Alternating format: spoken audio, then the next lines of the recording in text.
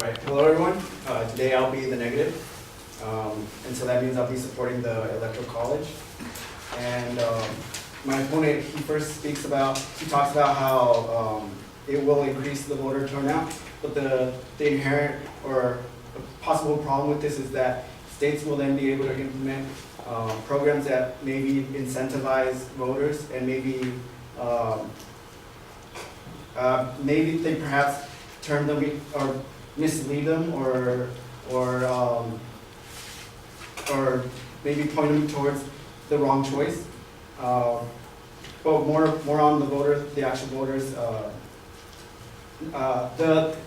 To go on about, sorry. First, I want to talk about why the Electoral College was created. It was created because the founding fathers did not want a direct democracy. They actually wanted more of a federalist country. And the idea with this was that most of the general population would be very ill-informed on who's running or the political topics, and that goes back towards the idea that states could implement programs that incentivize voting, and this higher turnout of voters will increase the amount of ill-informed people who are voting, which could maybe lead to less qualified people being elected. And also with the Electoral College, there's a system of electors who are in place so that these kind of things, these kind of candidates that are not as trained or better fit for the position are less likely to be elected. Another point that the affirmative makes is that swing states have more power in the current system, though I would argue that getting rid of the Electoral College would give larger states like California or Texas that have more electors or have higher populations, they would have more power than the smaller states.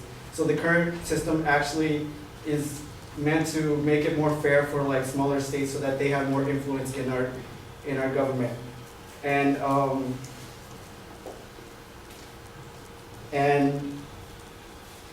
he mentions how the affirmative mentions how California always votes Democratic and Texas always votes Republican, but that's because the majority of the people in those states share common views, whereas swing states where the populations are smaller and the majority isn't very isn't very unified on their thoughts and beliefs, and so they have to have more engagement with the candidate so that they can make more informed decisions, or they can have more of a better engagement with the election.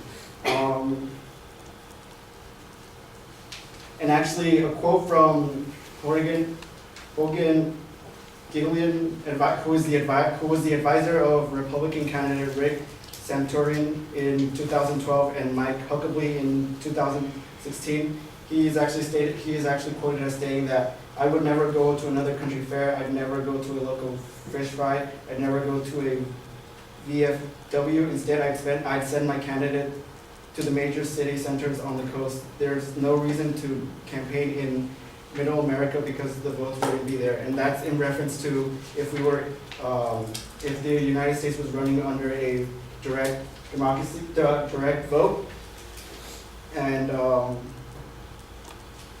that shows how candidates would change their method on how to appeal to voters by going to larger population states rather than the smaller states, thus going back to the point that smaller states would then be less represented by the candidates. But yeah.